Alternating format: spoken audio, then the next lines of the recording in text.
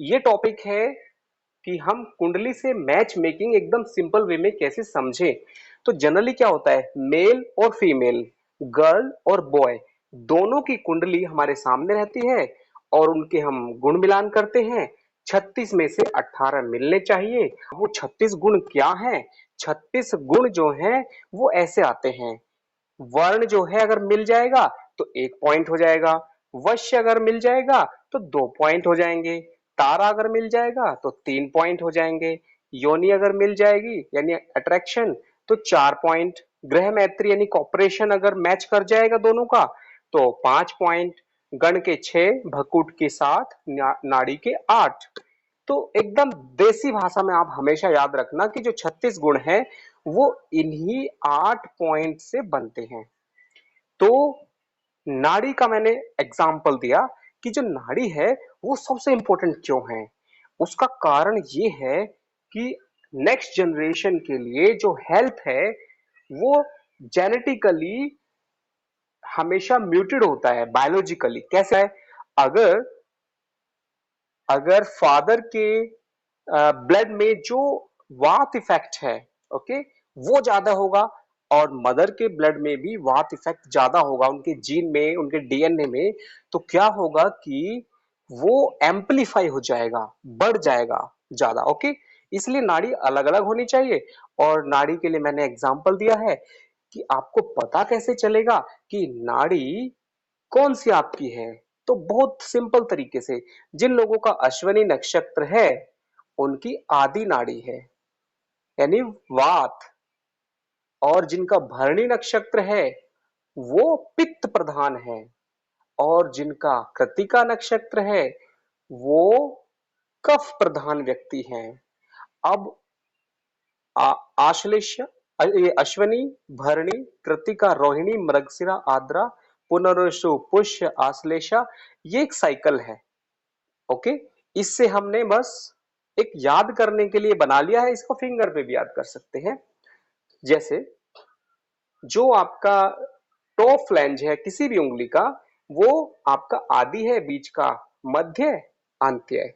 वात, पित्त, कफ, शरीर में भी ऐसा होता है। वात का मतलब वायु तत्व, जो आपके जिसका कनेक्शन आपके प्राण से है। पित्त का मतलब जो आपके डाइजेशन का है, बीच का है, मतलब वो आपके समझिए लिक्विड, जो हार्मोन्स का कंट्रोल है वो पित्त होता है। ओके, और कफ का मतलब क्या है, जो आपकी बॉडी में सॉलिड है।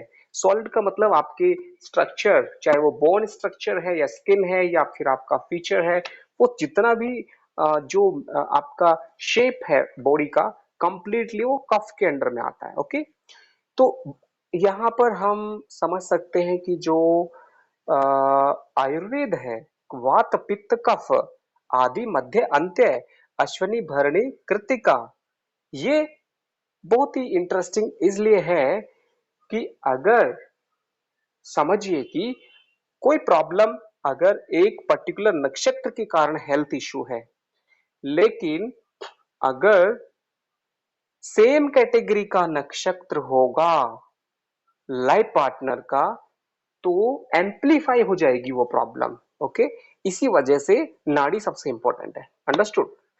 तो ये सारी चीजें मैंने बताई थी और आपको आवाज साफ नहीं आई थी, इसलिए मैं फिर से थोड़ा सा बता रहा हूँ। वर्ण जो है, वर्ण क्या होते हैं, ये मैंने बहुत पहले एस्ट्रोलॉजी का क्लास लिया था, उसमें बताया था कि जो ब्राह्मण, क्षत्रिय, वैश्य, शूद्र, ओके, ये जो कैटेगरी है, ये मैंने राशियों का वर्गीकरण किया था, क्लासिफिकेशन किया था कि मेष राशि यानी कि फायर है, वृष राशि पृथ्वी है, मिथुन राशि वायु है, और 4 ऊपर कर्क है। ओके, ये ब्राह्मण है। 4, 8, 12 ये ब्राह्मण है।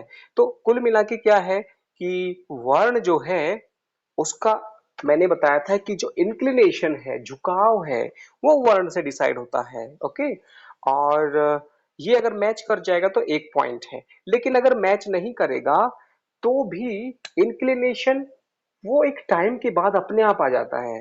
हो सकता है नेचुरली, नेचुरली कुंडली की वजह से एक इंक्लिनेशन नहीं हो पा रहा है, बट ये एक ही नंबर का पॉइंट है। ये एक ही समझिए कि ये 36 नंबर के क्वेश्चंस हैं, उनमें पहला क्वेश्चन जो है वो एक ही नंबर का है। ये अगर मिस हो गया तो कोई प्रॉब्लम नहीं है। अगर मैच मेकिंग कर रहे हैं, शादी के लिए हम मैच कर रहे हैं दोनों कुंडली को और वर्ण अगर मिला नहीं तो कोई प्रॉब्लम नहीं है, एक नंबर मिस हो जाएगा। अब उसके मिस क्यों होने दे रहे हैं? क्योंकि वर्ण जो फैक्टर है वो एक टाइम के बाद अपने आप क्रिएट हो जाता है। जैसे कि कोई भी दो अननोन इंसान जब एक साथ रहने लगते हैं, एक दूसरे को समझते हैं तो ऑटोमेटिकली एक मैच्योरिटी आती है, अंडरस्टैंडिंग आती है। उसी का नाम वर्ण है, उसी का नाम इंक्लिनेशन है। ओके, अगला आता है हार्मोनी। हार्मोनी, अब देखिए कमाल की बात है, ये जो सीक्वेंस बनाया है 36 गुणों का, ये बहुत ही साइंटिफिक है। कैसे? जब आप स्टार्ट करेंगे जिंदगी को रहना, ओके, तो आपका फर्स्ट पॉइंट आएगा कि आपका जो है शुरुआत में थोड़ा सा अगर इंक्लिनेशन है तभी तो आप आपस में एक दूसरे के पास आएंगे। Inclination is a झुकाव. Inclination is like coming together. Okay, this is the first stage of marriage or partnership, and there are the 8 stages. 8 stages हैं, उनके अंदर हर स्टेज पे एक समझिए कि एक नया करेक्टरिस्टिक क्रिएट हो जाता है, एक नया रिक्वायरमेंट, एक नया अटैचमेंट, एक नया हार्मोनी, एक नया fortune, attachment, cooperation, relationship, happiness, stability. यानी कि शुरुआत होती है वर्ण इंक्लिनेशन से और लास्ट में स्टेबिलिटी पे चली जाती है बात। इसका मतलब क्या है कि कोई भी मैच मेकिंग करते हैं तो हमारा मकसद क्या है? स्टेबिलिटी। और स्टेबिलिटी का मतलब है नाड़ी। नाड़ी का मतलब है वात पित्त कफ। फिजिकली मतलब समझिए कि आपकी चाहे लाइफ में कितनी भी प्रॉब्लम है, अगर आप फिजिकली एक दूसरे के लिए सुटेबल नहीं हो हेल्थ वाइज, मतलब एक की वजह से दूसरे का हेल्थ प्रॉब्लम हो रहा है और लाइफ ट्रेजेडिक बन रही है, तो स्टेबिलिटी कैसे आएगी? तो स्टेबिलिटी का first factor is physical well-being, और फिजिकल वेल-बीइंग स्टार्ट्स फ्रॉम नाड़ी, दैट इज आदि मध्य अंत्य। आदि मध्य अंत्य। अश्विनी भरणी कृतिका, कृतिका के बाद रोहिणी नक्षत्र का भी अंत्य, मतलब ये कफ कैटेगरी का कफ प्रधान व्यक्ति होता है रोहिणी भी। ओके, तो रोहिणी के बाद अश्वनी भरणी कृतिका, रोहिणी मृगशिरा आद्रा, पुनरसु पुष्य आश्लेषा। तो ये सीक्वेंस जो है आपको एकदम सिंपल वे में याद रखना है। ओके, तो वर्ण मैंने बता दिया। जब आप फर्स्ट स्टेज क्रॉस कर जाते हैं, एक नंबर आपको मिल गया है वर्ण का। अब वश्य क्या है? हार्मोनी। हार्मोनी का मतलब क्या है कि आप एक दूसरे की जो निगेटिव फैक्टर्स हैं उस पर रिएक्ट नहीं करना करते हैं। हार्मोनी इज इक्वल टू, आपके दो नंबर मिलेंगे अगर हार्मोनी मैच करेगी, वश्य मैच करेगा। वो कैसे मैच करेगा? जब आपका जो रिएक्शन है एक दूसरे की कमियों के बजाय एक दूसरे की अच्छाइयों पर है, ऑटोमेटिकली हार्मोनी आ जाएगा, ऑटोमेटिकली वश्य मिल जाएगा। तो हमें एस्ट्रोलॉजी हेल्प करती है कि भाई आपका वश्य के दो पॉइंट है, अगर आप एक दूसरे को आ, थोड़ा सा कॉपरेट करते हैं, इसलिए हार्मोनी आती है। और जब हार्मोनी आ जाएगी तो थर्ड नंबर पे तारा यानी नक्षत्र, फॉर्च्यून क्रिएट होगा। फॉर्च्यून का मतलब क्या है? जब हम अच्छी एक दूसरे के लिए कॉपरेशन रखते हैं तो नेचुरली फॉर्च्यून क्रिएट हो जाता है। वहां पर फॉर्च्यून क्रिएट होगा तो प्रोस्पेरिटी आएगी, फैमिली ग्रोथ करेगी। फॉर्च्यून का मतलब है ग्रोथ, ग्रोथ मतलब है बृहस्पति। बृहस्पति यानी गुरु, गुरु फैक्टर बढ़ जाएगा उस फैमिली के अंदर जब भी तारा मैच करेगा। आप एकदम सिंपल देसी भाषा में समझ सकते हैं कि किसी फैमिली में हस्बैंड वाइफ के बीच में अगर हार्मोनी नहीं है तो आप बोल सकते हैं कि भाई इनका जो है समझिए कि वश्य जो है वो हार्मोनी फैक्टर मैच नहीं कर रहा है। फॉर्च्यून यानी कि दोनों का एक दूसरे के साथ लक फैक्टर, जब भी एक साथ रहना शुरू करते हैं प्रॉब्लम आ जाती है या कुछ भी है तो फॉर्च्यून अच्छा नहीं है। और अगर अट्रैक्शन, अट्रैक्शन क्या होता है कि जब एक दूसरे के साथ होने से एक दूसरे को खुशी मिली, इट्स ए अट्रैक्शन पॉइंट। ग्रह मैत्री, कॉपरेशन, कॉपरेशन का मतलब है कि हमारे जो मिशन है, हमारे जो इरादे हैं, हमारी जो इच्छाएं हैं, हमारी जो एम्बिशंस हैं, हमारी लाइफ के अंदर जो एक्सपेक्टेशंस है एक दूसरे से, वो क्लैश नहीं कर रही हैं। ग्रह मैत्री, ग्रह मैत्री का एग्जाम्पल क्या है कि अगर एक इंसान सूर्य प्रधान है, एक इंसान शनि प्रधान है, वो थोड़ा डिफरेंट नेचर के बन जाते हैं। कैसे? सूर्य प्रधान का मतलब है कि वो काम नहीं करना चाहता, बट उसको ज्यादा दिखाना चाहता है। आपने देखा होगा कि जो लोग काम कम करते हैं, शो ऑफ ज्यादा करते हैं, वो सूर्य प्रधान है। या फिर काम कम करते हैं, बोलते ज्यादा है, सूर्य प्रधान है। ओके, वहां पे बुध फैक्टर आ गया। काम कम करते हैं लेकिन अपने नंबर बनाने में दूसरों के नंबर काट देते हैं, राहु प्रधान। तो मेरे कहने का मतलब ये बहुत सारी कैटेगरीज हैं। ग्रह मैत्री से वो पॉइंट हमें मिल जाएगा। कितना पॉइंट मिलेगा? 5 वो पॉइंट मिलेंगे। ग्रह मैत्री अगर मैच करेगा दोनों का तो हमें 5 पॉइंट का बेनिफिट होगा। ओके, गण क्या है? गण जो है वो एक लॉन्ग टर्म रिलेशनशिप, मीन्स जिसको बोलते हैं कि हम 25वीं वर्षगांठ मना रहे हैं, 50वीं वर्षगांठ, means it's like because of the गण फैक्टर। ओके, गण फैक्टर जो आएगा वो आएगा राक्षस गण और मनुष्य गण, देवगण। अब गण जो शब्द है ये असल में क्या है? ये है, एक तरह से समझ जाएंगे कि हमारा जो मीन्स हमारा जो लाइफ का थॉट प्रोसेस है। ओके, थॉट प्रोसेस जैसे जैसे हमारा एक दूसरे के लिए कोऑपरेटिव होगा, जैसे जो राक्षस गण है, देवगण है, मनुष्य गण, एकदम देसी भाषा में समझ लीजिए कि जो देवगण होते हैं वो हमेशा फिलोसॉफिकल ज्यादा होते हैं। राक्षस गण मेटरलिस्टिक वे में चीजों को पाना, और समझिए कि जो राक्षस गण कैटेगरी का इंसान होता है वो कलयुग में ज्यादा हावी है। ये समझ लीजिए कि आज के जमाने में राक्षस गण कैटेगरी के लोग ज्यादा हैं। राक्षस गण का मतलब होता है शॉर्टकट। ओके, देवगण का मतलब है कि वो एक परंपरा, एक जो हमारे बड़ों की परंपरा है उसको फॉलो करना, बड़ों का रेस्पेक्ट करना, या फिर संस्कार, ये जितनी भी चीजें हैं ये देवगण से आती हैं। राक्षस गण क्या होता है कि जो इंसान खाने पीने में कोई फर्क नहीं पड़ता, कुछ भी खा सकते हैं, कुछ भी पहन सकते हैं, कैसे भी रह सकते हैं, शॉर्टकट में किसी को कुछ बोल सकते हैं, कुछ कर सकते हैं। Shortcut in every aspect of life is because of the राक्षस गण। ओके, और इस वजह से क्या होता है, अगर लाइफ पार्टनर जो है शॉर्टकट वाला है और एक लाइफ पार्ट एक एक उनमें से जो है वो थोड़ा सा संस्कार और वैल्यूज और सो मेनी थिंग्स, तो क्या होगा, वहां पे थोड़ा सा उनका थॉट प्रोसेस प्रॉब्लम आएगी। इसलिए 6 नंबर दिए गए हैं उसको। ओके, तो ये गण के मैंने पॉइंट बताए थे। भकूट, इसके 7 पॉइंट है। हैप्पीनेस, ओके, तो ये मैंने एक्सप्लेन किया था। और नाड़ी का भी मैंने 8 पॉइंट। तो ये बेसिकली एक देसी भाषा में आप समझ लीजिए कि टोटल जो है 1+2+3+4+5+6+7+8 इज इक्वल टू 36, 36 गुण है। अब ये कैसे लगाया कि भाई इनमें से सबसे इंपॉर्टेंट क्या है? नाड़ी। इसलिए नाड़ी का नाम रख दिया नाड़ी दोष।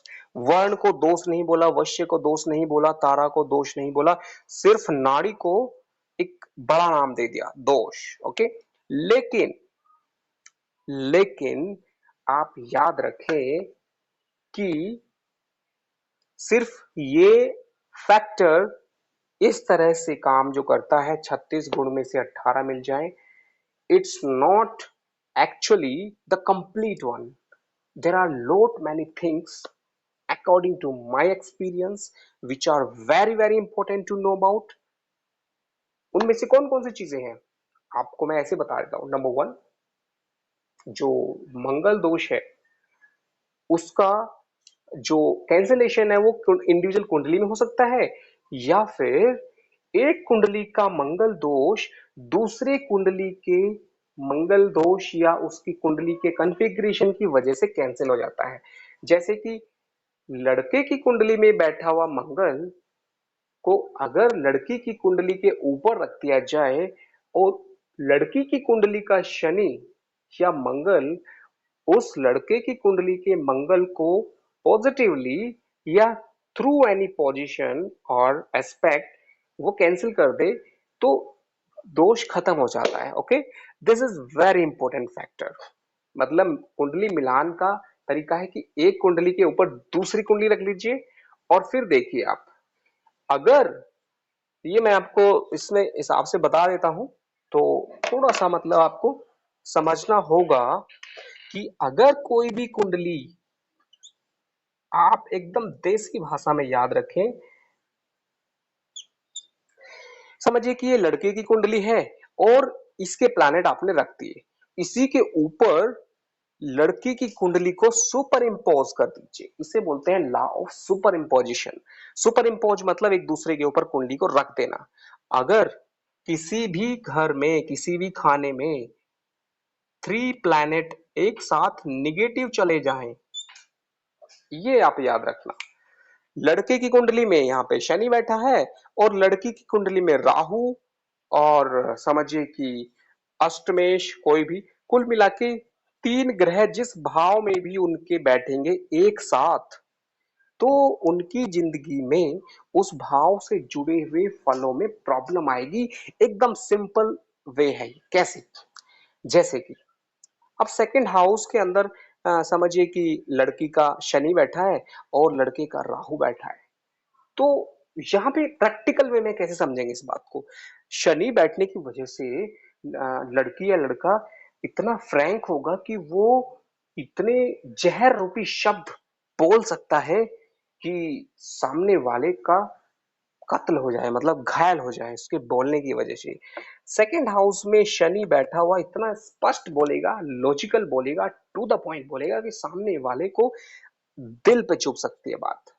और वहां पे राहु बैठ जाए तो राहु क्या करेगा?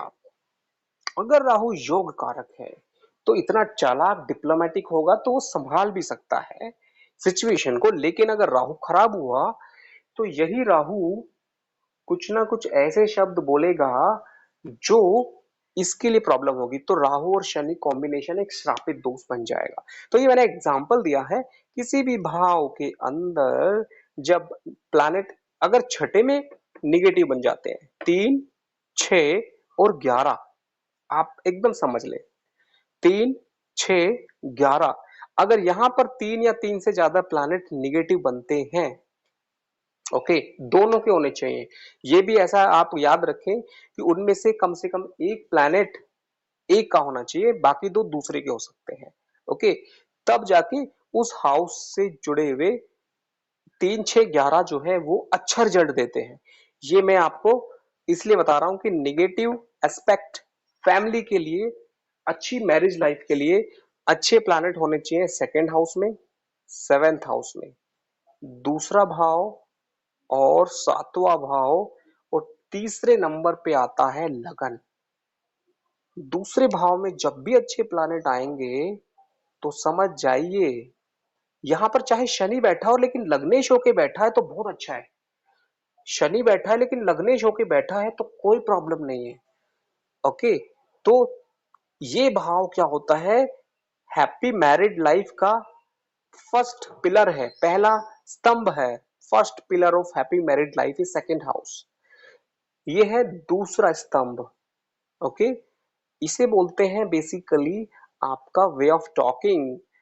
किसी भी मैरिड लाइफ के अंदर वे ऑफ टॉकिंग सबसे बड़ा फैक्टर है, इसलिए पहला स्तंभ है। ये दूसरा स्तंभ है आपका सबकॉन्शियस माइंड।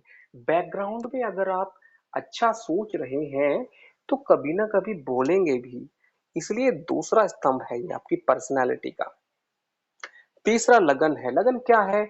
आपकी लाइफ में चीजें किस तरह से आती हैं वो उसका केंद्र है ये, नॉट ओनली मैरिड लाइफ, हर चीज का। ओके, तो आपको याद रखना है 36 गुण वाला फॉर्मूला कि उसका इंपॉर्टेंस क्या है वो मैंने आपको बता दिया। 18 गुण से ऊपर जैसे जैसे बढ़ते जाएंगे it is a good factor.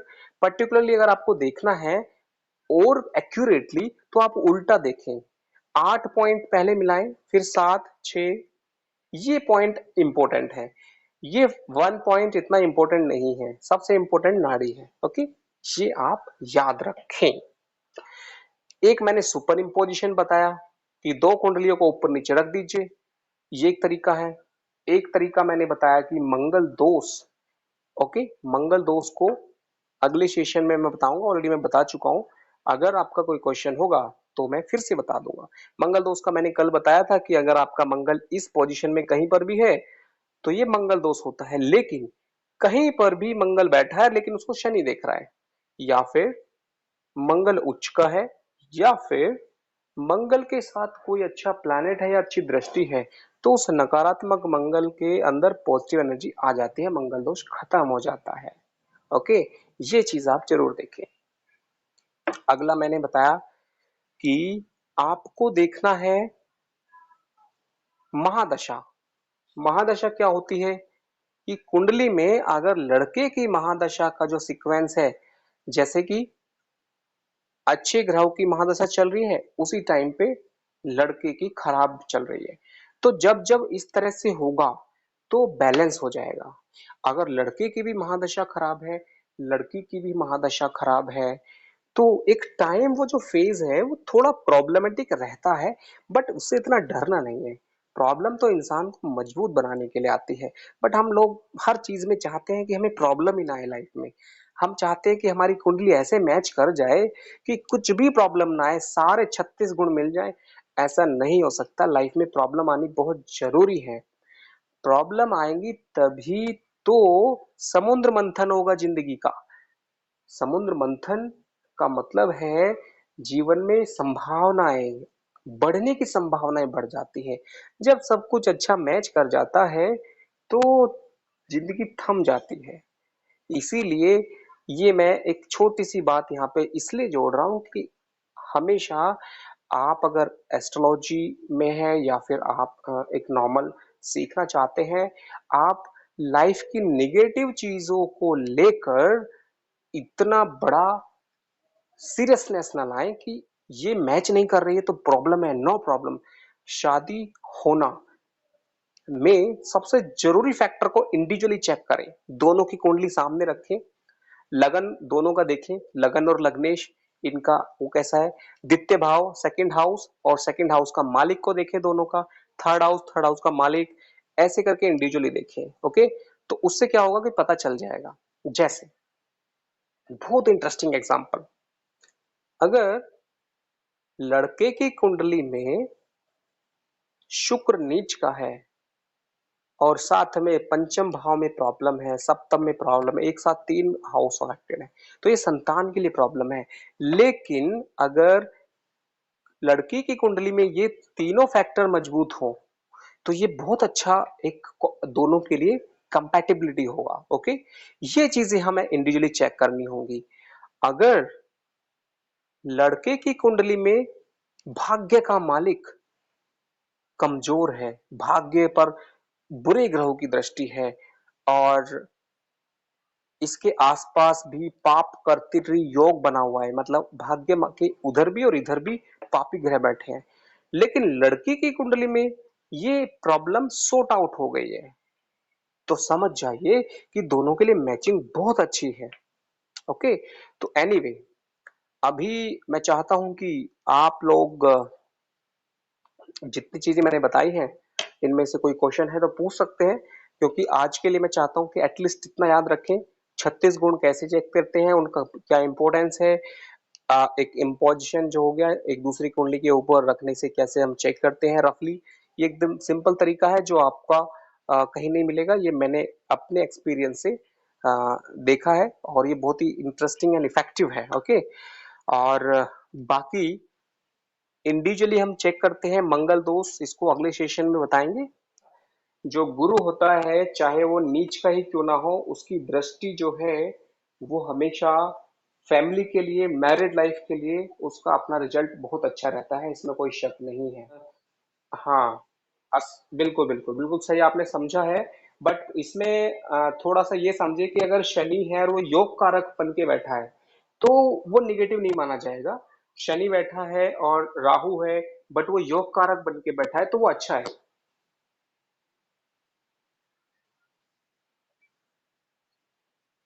जी। जी।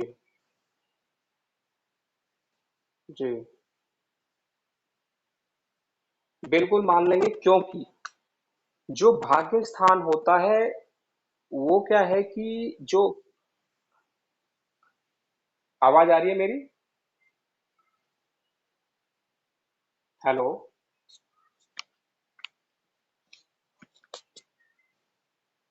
जी आवाज आ रही है।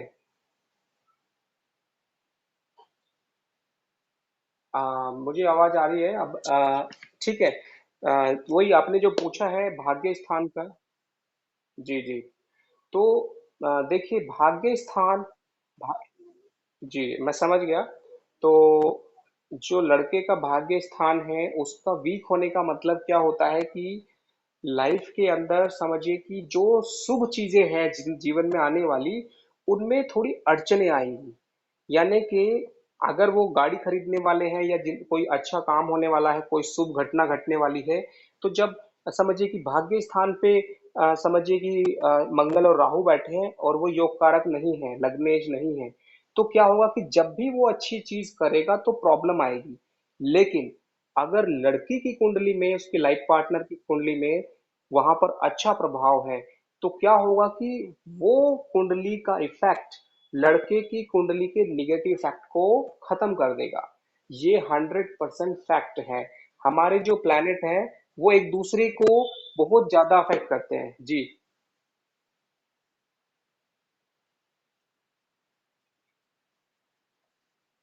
जी। जी। जी। जी। बिल्कुल बिल्कुल। बिल्कुल बिल्कुल। बिल्कुल बिल्कुल। बिल्कुल। ओके जी थैंक यू बहुत अच्छा सवाल पूछा। और इस तरह से हम डिस्कस करेंगे बहुत अच्छा लगेगा। बहुत ही प्रैक्टिकल सवाल पूछे आपने। और कुल मिला के कल आवाज़ नहीं आ रही थी तो मुझे उम्मीद है कि आज आवाज़ साफ होगी। और मैंने जो सिंपल वे में बताने की कोशिश की है कि जो ये 36 गुण हैं ये इनका मकसद है कि जो हमारी मेजर पॉइंट्स हैं उसको हम कैसे चेक कर सकते हैं। लेकिन ये सारे जो 36 गुण हैं ये चंद्रमा की पोजीशन से हैं। चंद्रमा किस राशि में है किस नक्षत्र में है किस चरण में है उसके ऊपर डिपेंड है। लेकिन चंद्रमा के अलावा भी कुंडली में बहुत सारी चीजें हैं। तो चंद्रमा क्योंकि हमारी लाइफ का एक बहुत बड़ा फैक्टर है इसलिए 36 गुण में ये जो हम गुण मिलान कर रहे हैं अगर आप इसको कड़वा सच ये समझे कि ये गुण मिलान नहीं बल्कि उनके मन का मिलान है। क्योंकि 36 गुण जो हैं ये चंद्रमा पर आधारित हैं। तो ये 36 गुण सिर्फ मन के ऊपर डिपेंड है सारे। मतलब दोनों का मन मिलान। लेकिन इसके अलावा उनका फिजिकल कंपैटिबिलिटी उनका गुड लक फैक्टर उनका फैमिली ग्रोथ उनकी लाइफ के अंदर प्रोफेशनल कैरियर भी अब सारी चीजें बहुत मायने रखती है आज के जमाने में। इसीलिए 36 गुण जो हैं वो पुराने जमाने में काफी थे। जब मतलब समझिए कि हस्बैंड वाइफ के लिए बहुत सारी चीजें पॉसिबिलिटीज आज की तरह इतनी इम्पोर्टेंट नहीं थी। क्योंकि पहले जो है हमारी समाज हमारी सोसाइटी सारी जो है सिर्फ मतलब समझिए कि बहुत ज्यादा एक ऐसा रिलेशनशिप था कि उस टाइम पे हस्बैंड वाइफ का जो है चाहे विचार कैसे भी हो चाहे कुछ भी है तो भी जो है मैच कर जाता था या कैसे भी करके वो झेल लेते थे प्रॉब्लम्स। और सहनशीलता की लिमिट्स बहुत ज्यादा थी। बट आज के ज़माने में हमें देखना पड़ता है कि जॉब वाइज या फिर समझिए कि सहनशीलता कम है और इस वजह से हम खाली चंद्रमा बेस्ड जो हम मैच मेकिंग करते हैं 36 गुण की वो सफिशिएंट नहीं है। उसके साथ साथ हमें बाकी चीज़ों को समझना पड़ेगा प्रैक्टिकली। तो उसके लिए मैंने आपको एक छोटा सा एग्जांपल दिया सुपर इम्पोजिशन का। दूसरा एग्जांपल दिया मैंने महादशा। तीसरा एग्जांपल है मांगलिक दोष। उसके अलावा भी बहुत सारी चीजें हैं उनको मैं अभी बता देता हूँ मोटा मोटा। नंबर वन जो कुल दोष मतलब फैमिली फैमिली का बैकग्राउंड जो होता है वो भी मैच मेकिंग में काम आता है। नंबर टू, दोनों का जो कैरियर है, अगर लड़का इस सब्जेक्ट में है किस और लड़की जो है एक दूसरे कैरियर में है, वो कैरियर भी अगर मित्र और शत्रु की तरह है तो वो भी मायने रखते हैं, क्योंकि आजकल देखा गया है कि अगर दोनों जो है इस तरह के पर्टिकुलर कैरियर में है तो दोनों की मैरिड लाइफ में प्रॉब्लम होती है। तो वो चीजें मैं एग्जांपल से बताऊंगा अगले सेशन में। आज के लिए नमस्ते, स्वागत है आपका आज के सेशन में। तो आज का सेशन है कुंडली मैच मेकिंग। तो नेक्स्ट 5 मिनट सबसे पहले मैं आपको इंपॉर्टेंट चीजें बता देता हूँ। अभी तक जब हमारे पास actual date of birth, time of birth और इजीली कुंडली और उसको डिटेल में देखने की जो फैसिलिटी नहीं थी, यानी कि अब से काफी साल पहले, तो उस टाइम पर ज्यादातर लोगों के पास क्या होता था कि जो बॉय है उसका नाम और गर्ल का नाम, मतलब सिर्फ नाम से ही मैच मेकिंग करते थे। और सिर्फ नाम, यानी कि समझिए कि इनका नाम अगर कै से है और इनका नाम गै से है, तो ये अक्षर जो है ये किसी खास नक्षत्र के चरण हैं, और उन चरण के आधार पर वर्ण, वश्य, तारा, योनि, ग्रह मैत्री, गण, भपूट, नाड़ी, ये सारी चीजें निकल जाती हैं।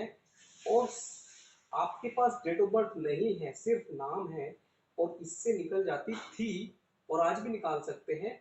और इसका एक अपना इम्पोर्टेंस है, वो मैं आपको बता देता हूँ। लेकिन ये एक परफेक्शन नहीं है, ये परफेक्ट तरीका नहीं है, बट फिर भी आपको इस सेशन में मैं बताऊंगा कि ये कैसे काम करता है। और इससे बेहतर तरीका है डायरेक्टली लगन कुंडली, नोमांस कुंडली, महादशा, तीनों आप सीधे सीधे बॉय और गर्ल के लिखिए और उनको वन बाय वन मैच करेंगे। जैसे कि बॉय का हेल्थ, गर्ल का हेल्थ, बॉय का बिहेवियर, गर्ल का बिहेवियर, बॉय के जो गुड लक फैक्टर है, गर्ल का गुड लक फैक्टर।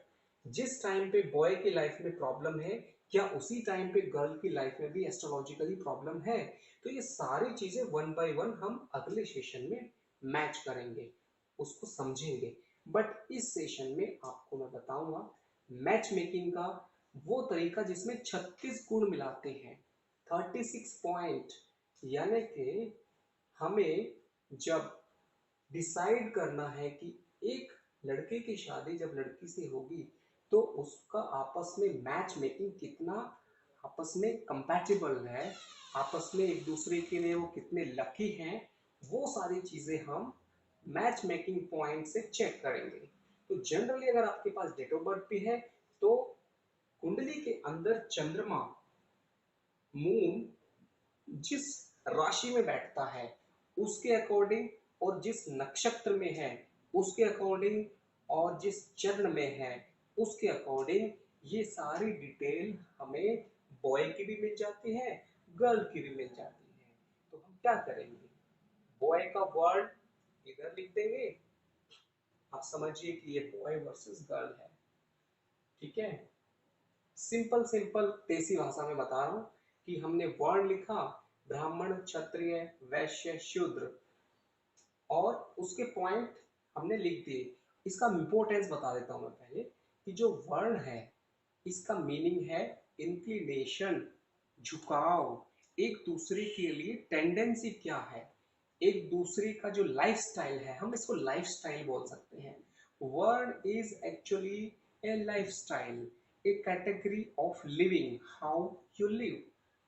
अगर ब्राह्मण वर्ण की बात करें तो उसका मतलब है जहां पर फिजिकल वर्क की टेंडेंसी कम हो, और जो आपका एक ज्ञान की प्रवृत्ति है, ज्ञान देना और मार्गदर्शन करना, आइडियाज, ये सारे फैक्टर जो है वो ब्राह्मण कैटेगरी में होते हैं। यानी कि आप ब्रह्म के कितने नजदीक हैं, वर्ण को मैं आपको बता रहा हूँ। इसको आप ये ना समझे कि जाति से कनेक्शन है, ये वर्ण जो है वो आपके माइंड से कनेक्टेड है। अगर ये ब्रह्म पॉइंट है, हमारी लाइफ जो है सत्य के चारों तरफ घूमती है, और हम इस सत्य रूपी ब्रह्म से ब्रह्म अणु ब्राह्मण ब्रह्म अणु से कितना दूर है। तो दूर की जो दूरी है, ये डिस्टेंस है, इसके 4 पॉइंट्स हैं। ठीक है, जो एकदम नजदीक है ये है ब्राह्मण, ये क्षत्रिय, ये वैश्य, ये शूद्र। यानी कि ब्रह्म रूपी सत्य के नजदीक आप जितना रहते हैं, फिजिकल एक्टिविटीज आपकी उतनी कम हो जाती हैं। आप समझिए कि आप जब बहुत किसी काम की शुरुआत करते हैं तो आप फिजिकली मेहनत करते हैं, उसके बाद ये शूद्र है। ओके, वैश्य का मतलब आपका माइंड एज ए मैनेजर काम करना स्टार्ट करता है। ठीक है, क्षत्रिय जब आप अपना काम हो जाता है, जब आप समाज के लिए दूसरों के लिए काम करना शुरू करते हैं, तो ये क्षत्रिय कैटेगरी है। और शूद्र का मतलब है, ये ब्राह्मण मतलब जब आप हर लेवल के ऊपर उठ गए तो आपका जो है थॉट प्रोसेस बिल्कुल हाई लेवल का है। आप हमेशा जीवन के सत्य को जानने के लिए नजदीक हैं। यहाँ पर सर्वाइवल है, ये फिजिकल कैटेगरी है जहाँ पे हम रोटी कपड़ा और मकान की कैटेगरी में जीते हैं। एक ब्राह्मण भी जो ब्राह्मण वंश में पैदा हुआ है, जब उसके पास लिविंग बीइंग के लिए अच्छे से रोटी कपड़ा मकान की सुविधा नहीं है, तो वो खुद इस कैटेगरी में आएगा। और ऐसे जैसे बढ़ती जाएगी जिंदगी। ठीक है, तो ये साइक्लिक प्रोसेस है। बट इसका कनेक्शन यहाँ पे क्या है, सीधा सीधा फंडा है कि आपका लाइफस्टाइल अगर ब्राह्मण के स्वरूप है और आपके लाइफ पार्टनर का लाइफस्टाइल अगर शूद्र के स्वरूप है, तो इसका सीधा सा मतलब है कि this life partner is totally physical oriented and you are totally spiritual mental oriented.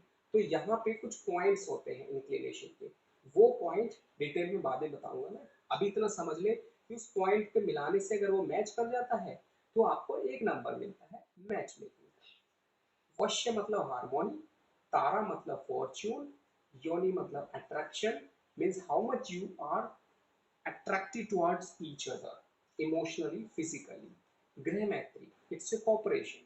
Cooperation means you are doing something, your life partner want to do something, how much you are cooperative to each other. Gan, relationship, it's not just between you, but a tendency when you are living together, how you are creating your relationship factor with others also. So it is 6 point. So the sequence of points are very interesting. आपको life में match making में सबसे जरूरी है नाड़ी, इसलिए उसको 8 point दिए हैं। दूसरे नंबर पे भकूट, इसलिए 7 पॉइंट दिए हैं। भकूट मतलब हैप्पीनेस। गण को 6 पॉइंट दिए हैं, इसका मतलब है कि रिलेशनशिप का इंपॉर्टेंस छठे नंबर पर है। ग्रह मैत्री छठे नंबर पर नहीं है, 6 पॉइंट है। 1 नंबर पर जो है वो नाड़ी है। ओके, अगर हम ऐसे देखें कि इंपॉर्टेंस सबसे ज्यादा किसका, वो नाड़ी का है, इसलिए नाड़ी दोष पहले देखते हैं। ओके, तो ये हो गए, ये पॉइंट्स आप याद रखें अगर आपको ये स्पेलिंग समझ में आ रही हो। वर्ड मीन्स इंक्लिनेशन, वश्य हार्मोनी, तारा फॉर्च्यून, योनि अट्रैक्शन, ग्रह मैत्री कॉपरेशन, गण रिलेशनशिप, भकूट हैप्पीनेस, नाड़ी स्टेबिलिटी। अब मैंने जैसे वर्ण बताया, ओके, वश्य का जो हमारा लाइफ में लॉन्ग टाइम रहने के बाद हमारी टेंडेंसी डेवलप होती है, उसको हार्मोनी कहते हैं। अब लॉन्ग टाइम का कैसे होता है कि कोई इंसान एक पर्टिकुलर एनिमल के साथ उसका थॉट प्रोसेस करेक्ट होता है, वो चाइनीज एस्ट्रोलॉजी से आप बताया जाएगा अगले सेशन में डिटेल में। ओके, तारा जो है वो फॉर्च्यून, तारा का मतलब बेसिकली जो स्टार है। ओके, उसके बाद योनि अट्रैक्शन, ये होता है कि आपका जो है किस तरीके से आप एक दूसरे के लिए अट्रैक्टिव है, जिसके 4 पॉइंट्स होते हैं। ग्रहमैत्री, ग्रहमैत्री कॉपरेशन, यानी कि जिस राशि में आपका जन्म हुआ है उसका स्वामी कौन है, दोनों के स्वामी जो है आपस में कनेक्टेड है या नहीं। उसका फर्क क्या पड़ता है, उसका फर्क ये पड़ता है कि जो मतलब वेरी गुड, जो गृह मैत्री है कॉपरेशन, ओके, ये आता है जैसे कि अगर बॉय का जो राशि का स्वामी है वो शनि है और गर्ल की राशि का स्वामी सूर्य है। दोनों की टेंडेंसी एकदम अपोजिट है। सूर्य और शनि, सूर्य मतलब काम नहीं करना है, सिर्फ दिखावा करना है, वो सूर्य प्रधान व्यक्ति है। और गर्ल अगर शनि है, काम मेहनत करना है, दिखावे से बहुत गुस्सा है, तो ये अपोजिट नेचर है। तो वहां पे ग्रह मैत्री जो है वो कॉपरेशन कम पड़ जाएगा। ओके, दोनों ही शनि के हैं तो आपके पॉइंट बन जाएंगे। गण रिलेशनशिप, तो गण जो है ये क्या है, जो देवगण है, मनुष्य गण है या राक्षस गण है। ओके, ये एक रिलेशनशिप है। जैसे अगर आप मनुष्य गण हैं, ओके, राक्षस, देव और बीच में मनुष्य, तो बीच वाला अगर दोनों में से कोई एक है तो फिर कोई प्रॉब्लम नहीं है। बीच वाला actually it's like a bridge, it's like a matching. तो एक अच्छा है दोनों में से अगर एक भी मनुष्य गण है। लेकिन दोनों अगर एक राक्षस है और एक देव है तो प्रॉब्लम होगा। प्रॉब्लम क्या होगा, इतना बड़ा प्रॉब्लम नहीं होगा, बस एक थोड़ा सा उनके लाइफस्टाइल में चेंज आएगा। Next, भकूट, happiness. ओके, इसके 7 पॉइंट्स हैं और नाड़ी यानी स्टेबिलिटी इसके 8 पॉइंट हैं। तो इस चीज को आप इतना समझे कि जो नाड़ी है, ठीक है, आदि अंत्य मध्य है। तो क्या होता है कि जो हमारा वात, पित्त, कफ, ये हमारी फिजिकल टेंडेंसी है। फिजिकल, ये वात जो है दोष है, वायु दोष। पित्त, लिक्विड, ये गैसियस, इमेजिनेशन, पित्त, लिक्विड, कफ, सॉलिड, जॉइंट पेन। ओके, जैसे कि किसी को, तो ये क्या है, टेंडेंसी है हमारी बॉडी की। वो टेंडेंसी हमारी जो है वो अलग होनी चाहिए। ओके, नहीं तो क्या होगा, अगर बॉय का वात है और गर्ल का भी वात है, तो जो संतान होगी उसके जो फैक्टर्स होंगे वो 100% वात को एम्पलीफाइड होंगे। जब वात और पित्त होगा दोनों का अलग अलग, तो क्या होगा, जो संतान होगी वहां पर वो प्रॉब्लम्स मिटिगेट हो जाएगी, कम हो जाएगी, बैलेंस हो जाएगी। इसका मतलब है कि नाड़ी अलग अलग होना चाहिए। और ये पॉइंट जो है 36 टोटल होते हैं। और अगर 36 पॉइंट्स में से 18 पॉइंट समझिए कि हो जाते हैं, मैच कर जाते हैं, तो it is none as good. और इसके ऊपर जितना भी जाएगा वो पॉइंट और अच्छा होगा। ओके, हाँ बोल देखिए, ये मार्कर अच्छा साफ नहीं दिख रहा है, ठीक है। तो ये मार्कर भी थोड़ा सा प्रॉब्लम वाला है, फिर भी देखते हैं। अच्छा, ये तो अच्छा मार्कर है, वेरी गुड बॉय। तो जैसे कि नाड़ी का मैं बताता हूँ, वात अगर बॉय का है और वात गर्ल का है, तो ये एक हो जाएगा, तो ये जीरो हो जाएंगे नाड़ी। ओके, यानी कि नाड़ी मैच नहीं करेगी। और अगर ये पित्त है और गर्ल का भी पित्त है तो भी प्रॉब्लम है। कफ,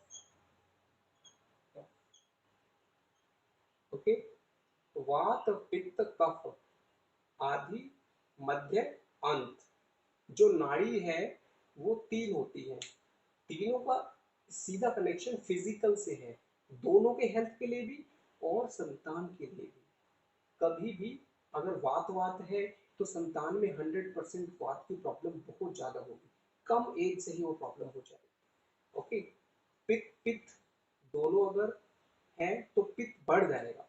ओके, कफ कफ दोनों का प्रॉब्लम है तो कफ बहुत ज्यादा बढ़ जाएगा। तो कुल मिला के ये फैक्टर जो है डिफरेंट होना चाहिए, ये गोत्र से भी कनेक्टेड है। गोत्र सिस्टम आपने सुना होगा कि अगर सह गोत्र है, एक जैसे गोत्र मिल रहे हैं, तो क्या होगा कि जो प्रॉब्लम एक वंश में चल रही है, अगर वही प्रॉब्लम उसी गोत्र में अगर शादी करते हैं तो वो problem genetic DNA, genetic DNA का मतलब है कि दोनों का जो जेनेटिकली एक नेक्स्ट जनरेशन के लिए जेनेटिक डीएनए,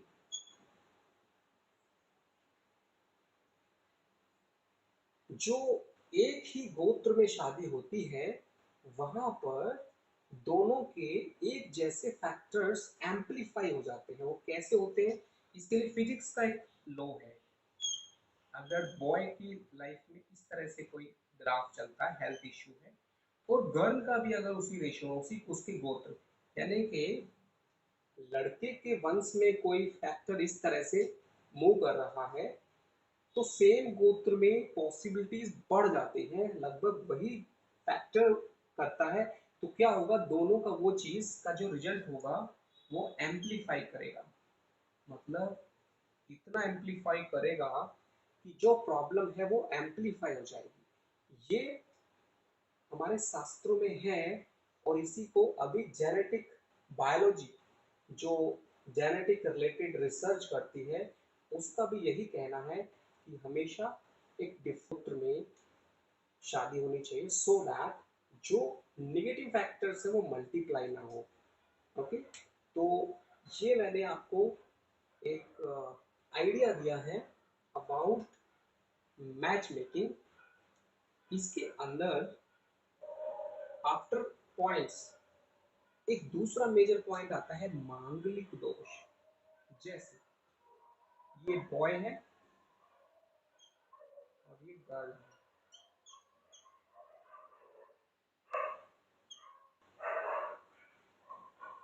दोनों का अगर कुंडली रफली आप इतना समझ लें,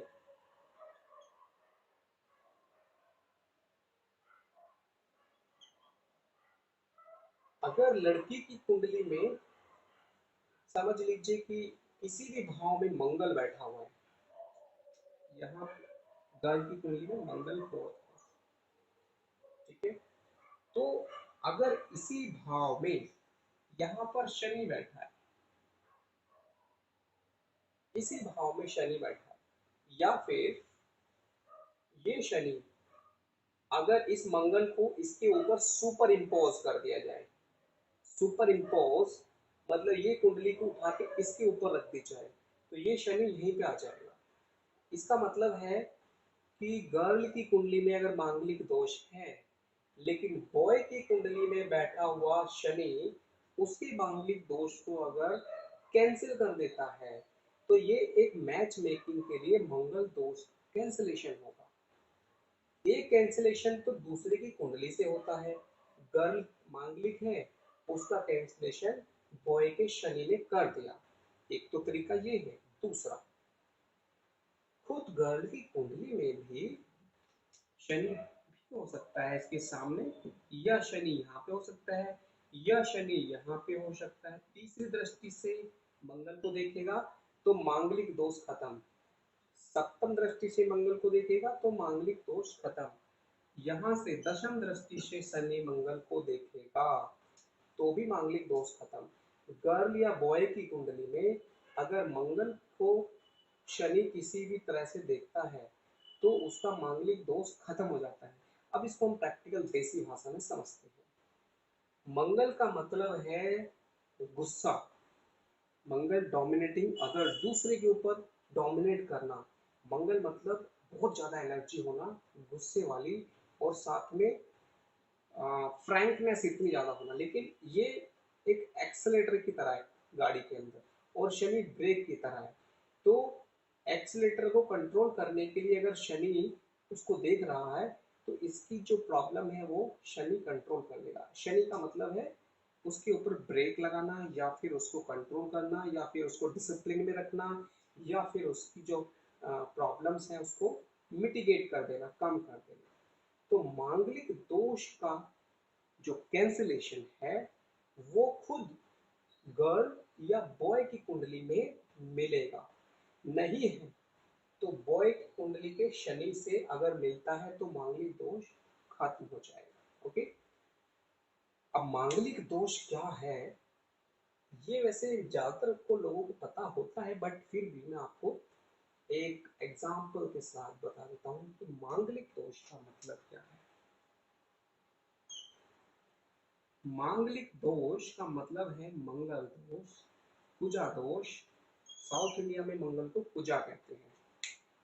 कुजा दोष का मतलब है कि सेपरेटिस्ट एनर्जी।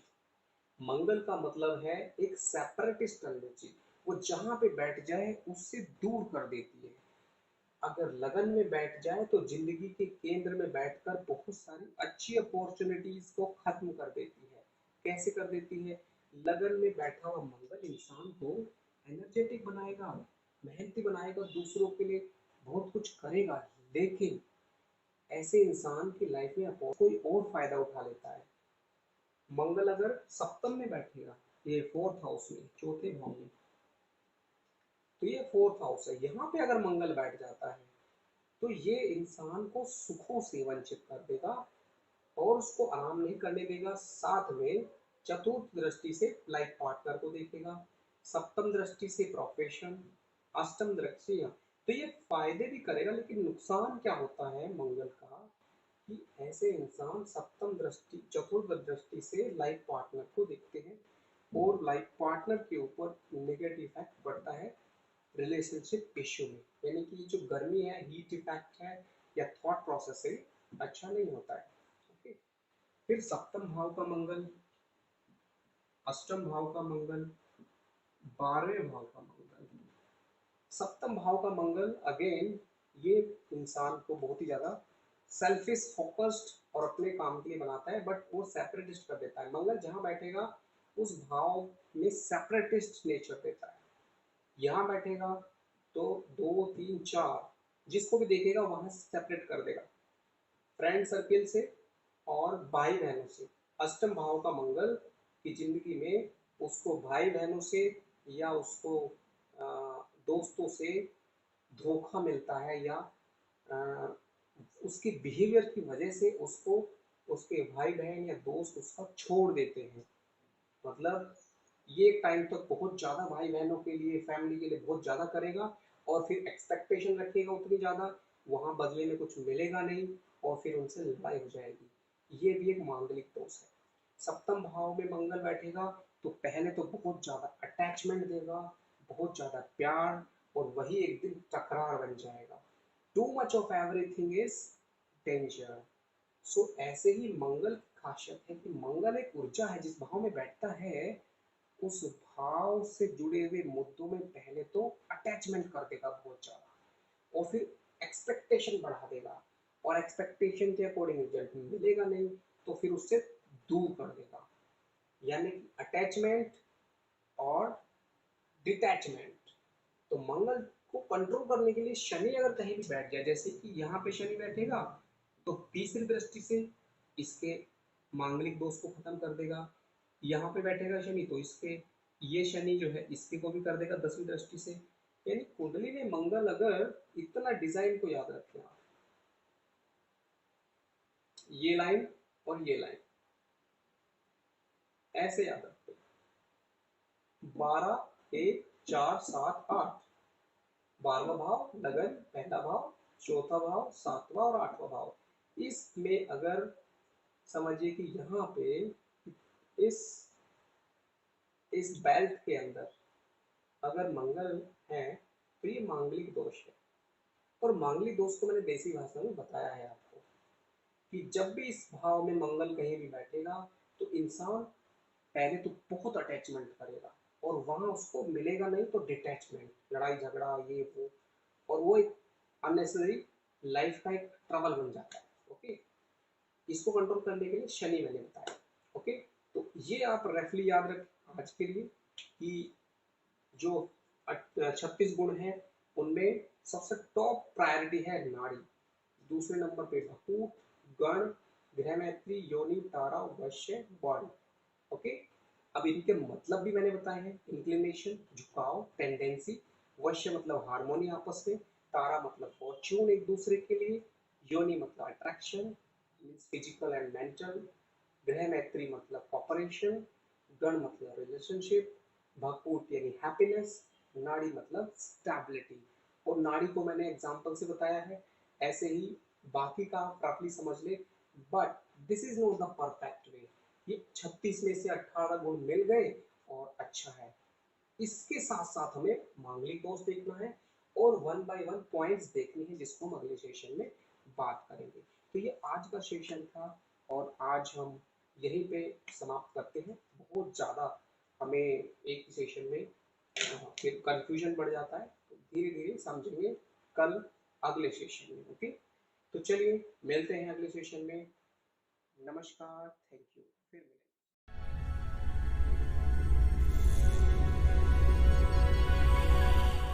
वेलकम बैक, स्वागत है आपका इस सेशन में। जुपिटर प्लैनेट के बारे में मैंने काफी चीजें बताई पिछले सेशन में, जिसमें सबसे इंपॉर्टेंट फैक्टर मैं आपको फटाफट बता देता हूं कि कुंडली के अंदर बृहस्पति जहां पर भी बैठता है उस भाव को थोड़ा कमजोर करता है। जैसे मैंने बताया कि आप बृहस्पति को एक मोमबत्ती की तरह समझे, तो जहां पर वो मोमबत्ती रहती है उसके आसपास, इसके नीचे अंधेरा रहता है, but it is something like a devotion and a sacrifice nature for others. इससे पंचम भाव को, सप्तम को और नवम को देखता है। इस वजह से ये हमेशा, ये है ज्ञान, भक्ति, और ये है हायर नॉलेज, एक नई लाइफ। यानी कि ऐसे लोग दूसरों की जिंदगी में सकारात्मक ऊर्जा भरकर एक नई जिंदगी देने का काम करते हैं। और असल में गुरु का मतलब भी यही है कि दूसरों के जिंदगी में अंधेरे को दूर करना। अगर आप गुरु के उपाय करेंगे तो उपाय मैं सीधे सीधे बता देता हूं। अभी इस सेशन में हम उपाय के ऊपर फोकस करेंगे। नंबर वन, आपकी कुंडली में गुरु कहीं भी हो, कमजोर हो, अच्छा हो, आप ये उपाय जरूर करना। 100% आपको बेनिफिट मिलेगा। ओके, नंबर वन, सबसे पहला पॉइंट है कि आप लाइफ में निगेटिव वर्ड्स का इस्तेमाल कम से कम करें या बिल्कुल ना करें। आप याद रखें, किसी बात को बोलने के तरीके होते हैं, जैसे no, I am not something, इसमें यस बोल सकते हैं, यानी कि नॉट, नो, यानी कि निगेटिव वर्ड्स का इस्तेमाल ना करें। हमेशा कोशिश करें कि मैं जो भी बोलूं उसमें पॉजिटिविटी दिखाई दे। यानी एक ही बात को बोलने के 1000 तरीके हैं, उन तरीकों में आप सकारात्मक तरीका ढूंढें। हमेशा अच्छे शब्दों का इस्तेमाल करें, जैसे कि थैंक यू, और हमेशा दूसरों को एक अच्छे वर्ड्स बोलें। आप जब, गुरु का मतलब है ग्रोथ, जब आप सकारात्मक, ये है गुरु का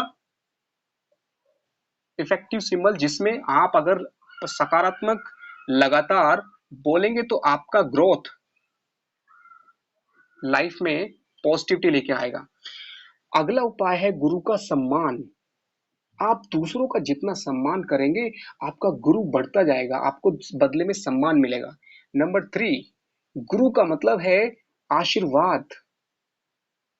आप रोज प्रैक्टिस करें दूसरों को अच्छा बोलने की, आशीर्वाद देने की, अच्छी भावनाओं की, आपका गुरु मजबूत होगा और इससे आपके अंदर ऑटोमेटिकली सकारात्मक विचार आएंगे। नंबर फोर, जीवा, कनेक्टिंग जीवा मीन्स आप जो खाते हैं, जो बोलते हैं, आपके आसपास के लोग, आसपास की वस्तुएं, मतलब पीपल, प्लेस, थिंग्स, आपका मोबाइल है, आपकी गाड़ी है, लोग हैं, जगह है, उन सब चीजों को आप रेस्पेक्ट के साथ कनेक्ट होना सीखें। उनको इतना रेस्पेक्ट करें, इतना कनेक्ट हो जाएं दिल से। यानी कि अगर आप चंद्रमा के उपाय भी करेंगे तो भी गुरु मजबूत होगा, क्योंकि गुरु जो है चंद्रमा की राशि में उच्च का होता है। गुरु कर्क राशि में उच्च का होता है। अगर आप चंद्रमा के उपाय करेंगे तो भी गुरु मजबूत होगा। इसलिए मैंने बोला कनेक्टिंग जीवा। जीव का मतलब है जहां पर भी चेतना है या फिर जो निर्जीव चीजें भी हैं उनको अंदर भी जीव को महसूस करना। यानी कि एक तरह से समझेंगे कि हम अगर विजुलाइज करते हैं आत्मा का कण कण में, तो समझिए कि आपका चंद्रमा तो मजबूत होगा ही, गुरु भी मजबूत होगा। चलिए, ये एक छोटी सी बात है, इसको आप समझ सकते हैं। अगला बृहस्पति का उपाय क्या है? अगला बृहस्पति का उपाय है परंपरा।